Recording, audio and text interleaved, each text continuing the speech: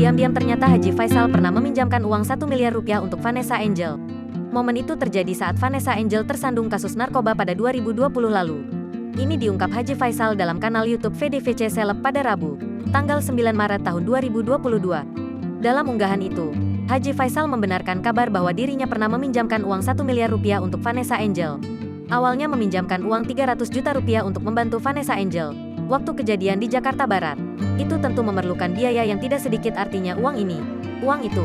Ya pas kejadian dia bilang telepon cerita, saya datang ke situ, bantu dulu ya Pak, cerita Faisal.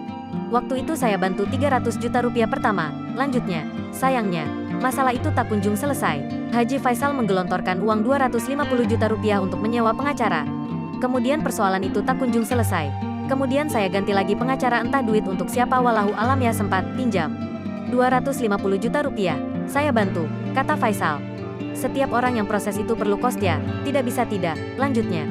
Tak sampai di situ, Haji Faisal juga meminjamkan uang hingga 950 juta kepada istri Bibi Ardiansyah. Untuk belanjanya dia perlu juga. Dia belanja segala macam, bantu lagi hampir 950 juta rupiah. Waktu itu